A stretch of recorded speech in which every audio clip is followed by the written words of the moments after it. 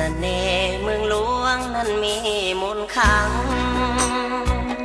เมืองหลวงพระบางชื่อดังก้องไปทั่วถิ่นสมคำเขากล่าว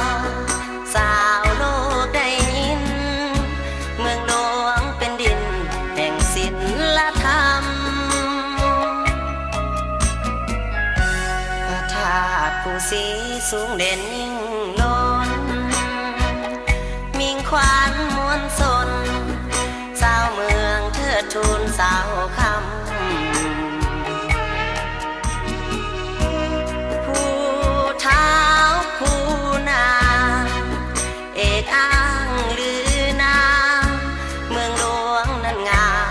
ศา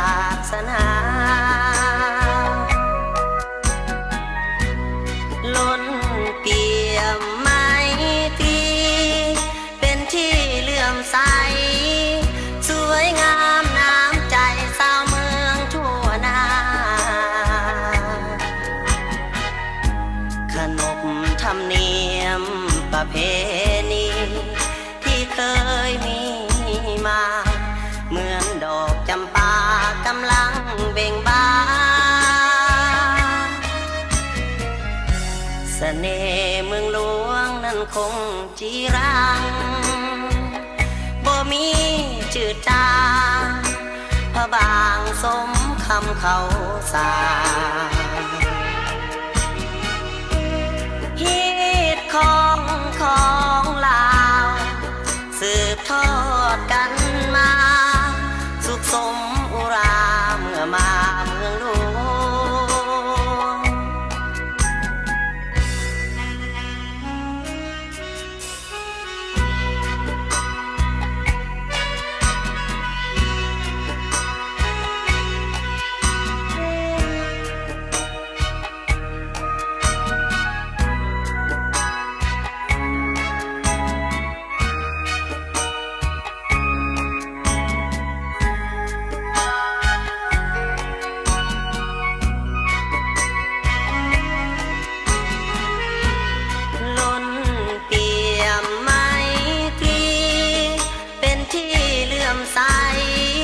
สวยงามน้ำใจสาวเมืองทั่วหน้า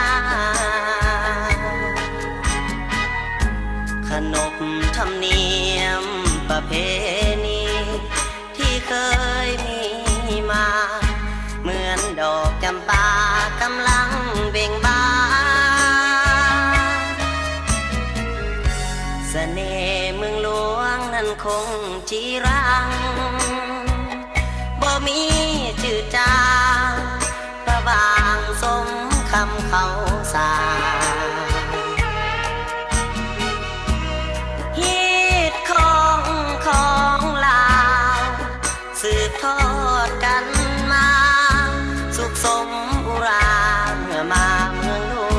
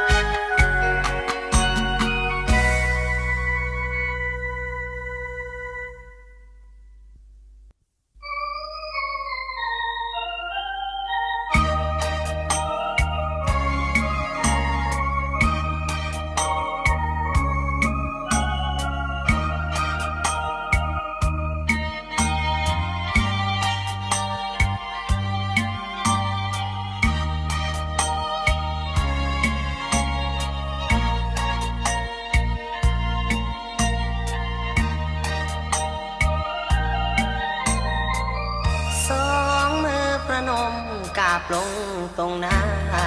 ขอวอนไว้เจ้าพ่อกรรมฐานลูกนี้มาขอความเห็นใจมารดาลูกป่วยถึงยามสวยหมดทางแก้ไขหมดสิ้นหนทางจะไปลูก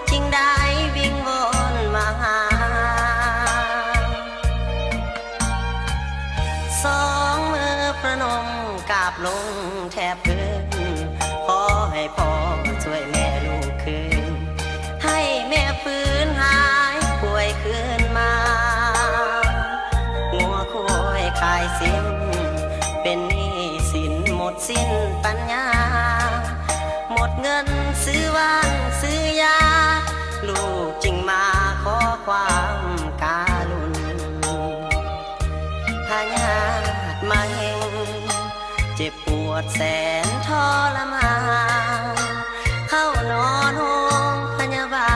ลสมสารหัวใจวาวุ่น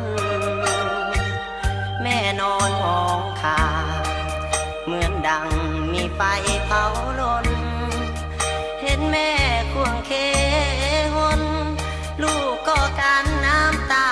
บ่ไหวสองมือประนมกราบลงตรงหน้าขอให้พ่อจงช่วยเมตตาลูกหมดปัญญาหมดสิ้นทางไปเขาเลือกันว่าพ่อกรรมฐานเก่งกาจสานใจขอจงช่วยแม่ลูกไว้ให้กราบเท่าใดลูกก็จะยอม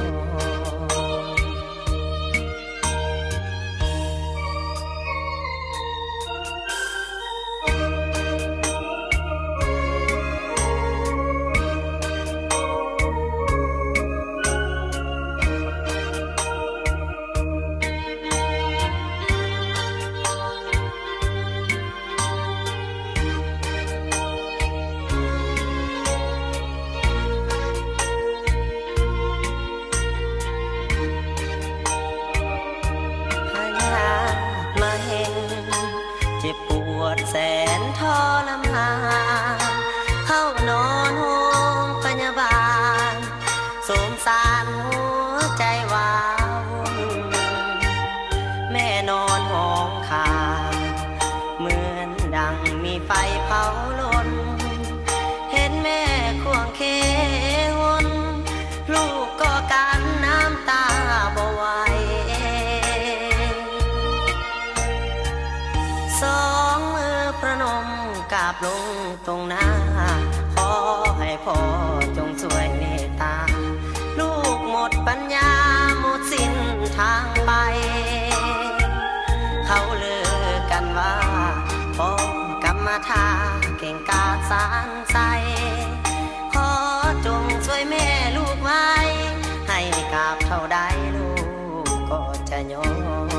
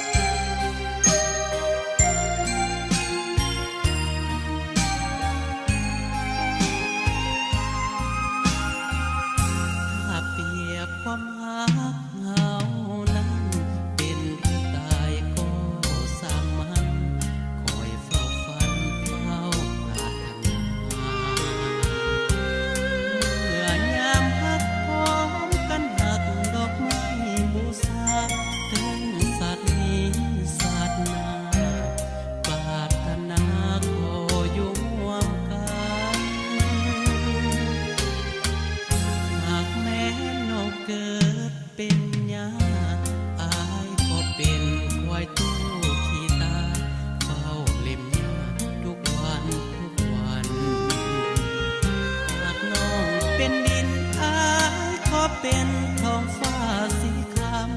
ถึงแม่น้องเป็นน้ำอ้ายขอเป็นปลาลอยทลาอยากเกิดมาเป็นมอนมูนหอมแก้มยามอยากเกิดมาเป็นไหลก้อนลมหอมทุกเวลาอยากเป็นผ้าห่มยืนหน้าให้แก้วตาตุ้มไว้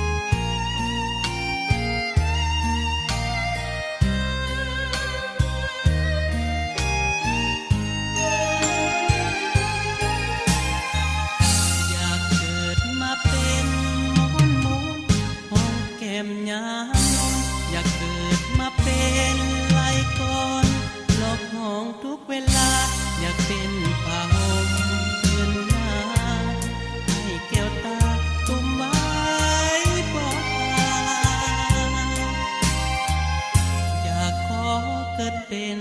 เสื้อผ้าให้เจ้าหนุ่มตุ้มห่มกายงามเป็นแป้งทาเนื้อผมของนางอยากเป็นพิมพ์ผ้าเนื้อนิ่มสองแก้มบางๆขอเกิดเป็นมอนข้างให้นางนวลน้องได้กอดน้อง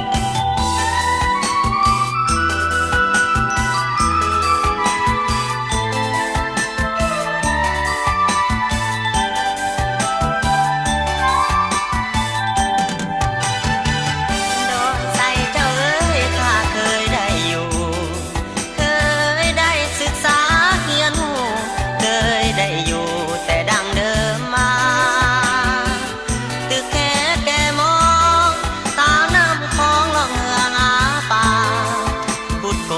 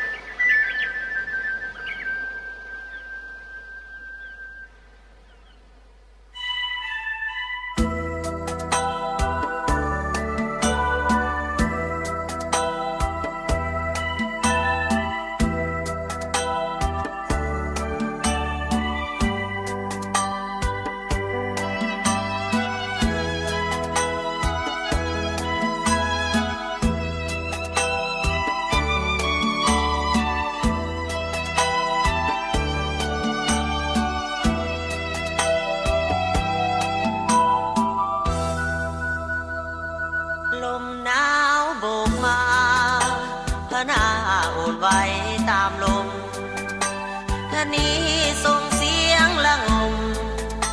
ผสมเสียงนกปีโวสองมือกำปืนยืนยามตามป่าดงดอนน้ำเม็ดบ่เคยอาทรสั่นคลอนทหารสายแดนเพื่อชาติประสาของเราสุขสมห่มเย็นเว้นคืนยืนยามบ่เว้นยามเข็นบ่เคยคอนแค้นกอดปืนยืนยามเรียกตามจุดหมายสายแดนหัวใจเป็นสุขเหลือแสนเมื่อสายแดนสิ้นภัยคุกคามบางวันสวรรค์ท่านบ่เป็นใจปล่อยลมฝนทำให้ยุงลายก็โหมกระหน่ำเปียกชื้นทั่วกายบ่ไหวจากการเว้นยามบางวันอาบเหงื่อต่างน้ำยืนยามเฮ็ดตามหน้าที่ลมหนาวโบกมานกกาตะลาบินจรเลไลส่งเสียงอ่อนๆอาวรณ์คิดถึงคนดีทหารสายแดนทวงแป้นอยู่ทุกนาทีจดหมายจากน้องวันนี้พอมีกำลังแห่งใจ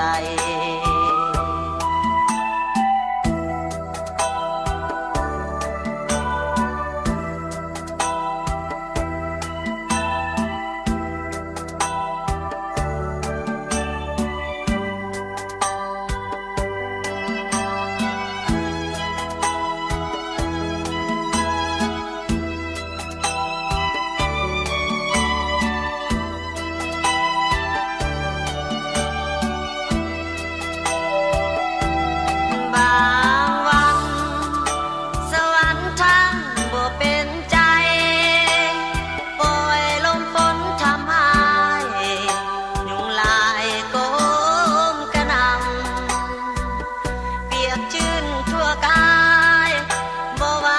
จากการเว้นยามบางวันอาบเหงื่อต่างน้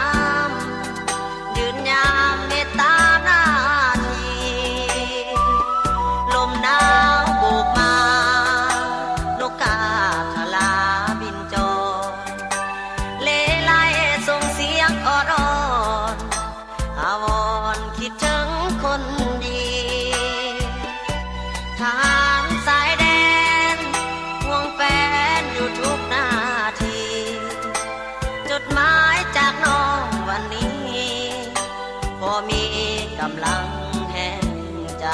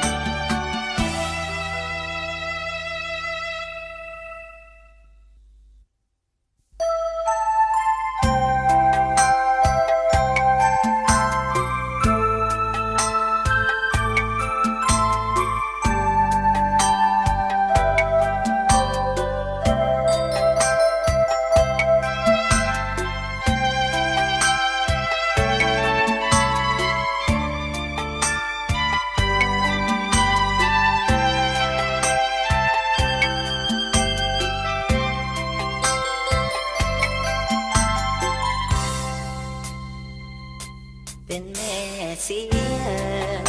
ขอเตือนว่าน้องคนดี จงซื่อสัตย์ต่อสามี อย่าเป็นนาลีใจง่าย อย่าไปหาเที่ยวเกาะเกี่ยวแขนคุ้งทราย อย่าเป็นหญิงใจง่าย ใจ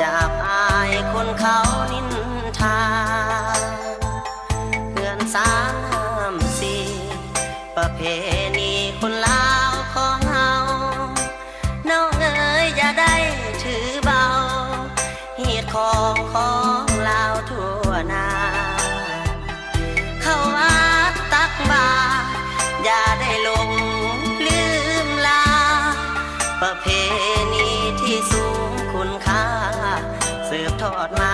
อย่าให้เสื่อมสูญบูหารท่านว่าพัญญาเป็นสร้างเท่าหลังขอให้น้องนางจดจำเอาไว้เนื้ออุ่นผัวได้เป็นเพียย้อนมีสนับสนุนจิตใจอย่าให้มองมนเกื้อกูลญาติมิตรพงพันเป็นแม่สีเอ๋ยขอเตือนนวลน้องคนงามหน้าที่ของเมียควรทำจดจำเอาไว้ให้มันแต่งเติมจักหน่อยอ้อยตาสามีทุกวันบ้านเมือนเหมือนเป็นสวรรค์หากปัญญาสามีพร้อมใจ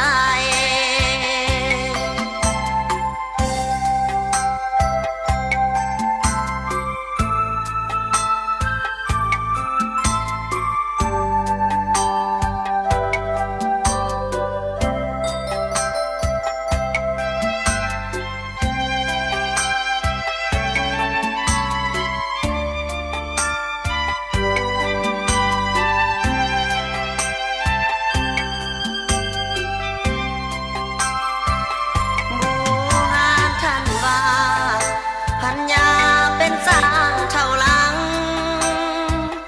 ขอให้น้องนางจดจำเอาไว้เนื้ออุ่นผัวได้เป็นเพียย้อนมีสนับสนุนจิตใจอย่าให้มองมนเกื้อกูลญาติมิตรพงพันเป็นแม่สีเงินขอเตือนนวลน้องคนงามหน้าที่ของเมียควรทำจดจำเอาไว้ให้มันแต่งเติมจักหน่อยอ้อยตาสามีทุกวันบ้านเมือนเหมือนเป็นสวรรค์หากปัญญาสามีพร้อมใจ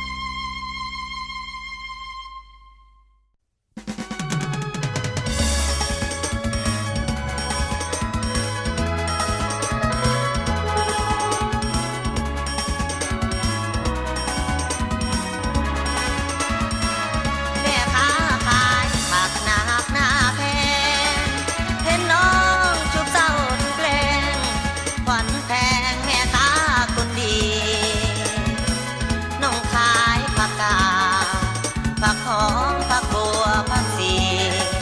หมากแตงหมากเขือหมากมีแทงปีหอยยิ้มหวานหวานแม่ค้า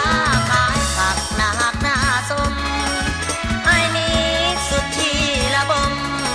หวยงมหักน้องมานานหักบอกกล้าบอกสอบสาวสุดทรมานได้แต่ละเมื่อเพ้อฝันทุกวันไอ้ได้แต่มองอยากจะมาช่วยน้องคนเข่งมักแตงโคยามแลช่วยขวัญแพงนับเงินนับทองยาม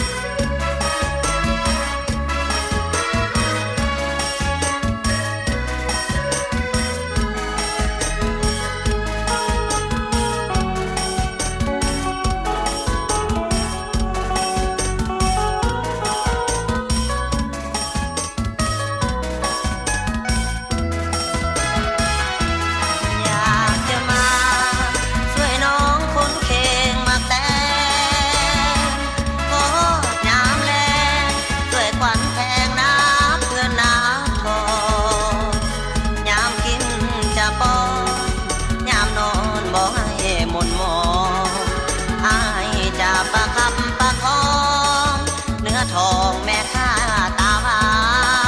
นแม่ค้าขายผักสิว่าจังไรหรือน้องบ่มีเยื่อใยปล่อยตายให้ตามสมสารหรือหวังเพียงแต่ให้อายอุดหนุนนุ่งขายย่านแต่ไอ้ทรมานย้อนคำปากหวานแม่ค้าคนงาม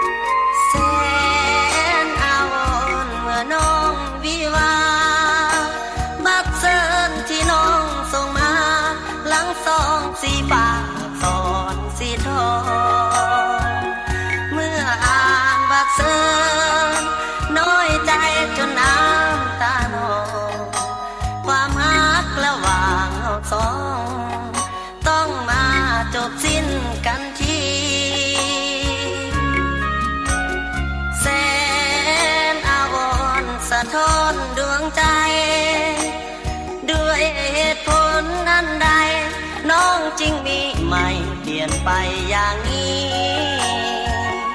ก่อนเคยสาบานจากกันจนสิ้นชีวิตความหวังจบสิ้นวันนี้ เมื่อคนดีเข้างานวิวาห์หนุ่มเศรษฐีเขามีเงินทองมากมายเขาคงจะซื้อน้องไปสมใจดังปรารถนาอ้ายเกิดมาจนขาดสนทรัพย์สินเงินตราน้องจริงบ่ปรารถนาน้ำตาของอ้ายหลั่งไหลขออวยพรให้น้องโชคดีของคู่ปัญญาสามีจนสิ้นชีวิตอย่าเปลี่ยนแปลงไปอ้ายขอหลีกทางไปอย่างผู้ปราศัยขอลาเป็นครั้งสุดท้ายขออวยใส่น้องด้วยเสียงเพล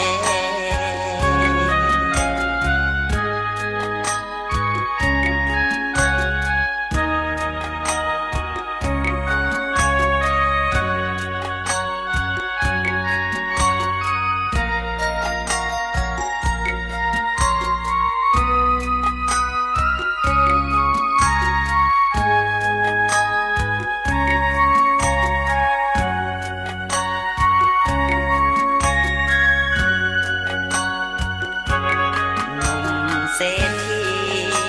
เขามีเงินทองมากมายเขาคงจะซื้อน้องไปสมใจดังปรารถนาอ้ายเกิดมาจนขาดสนทรัพย์สินเงินตราน้องจริงบ่ปรารถนาน้ำตาของอ้ายหลั่งไหลขออวยพรให้น้องโชคดีของคู่ปัญญาสามีจนสิ้นชีวิตอย่าเปลี่ยนแปลงไปอ้ายขอหลีกทางไปอย่างผู้ปราศัย ขอลาเป็นครั้งสุดท้าย ขอไว้ใส่น้องด้วยเสียงเพลง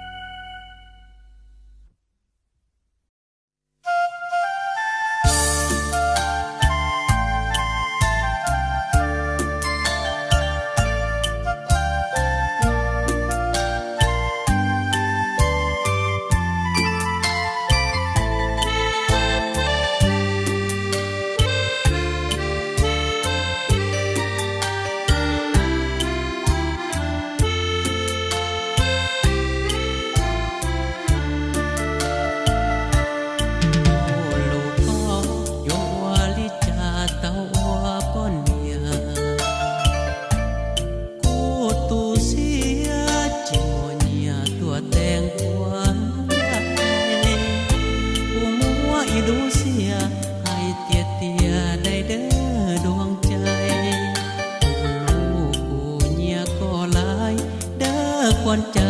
เงามองเทียง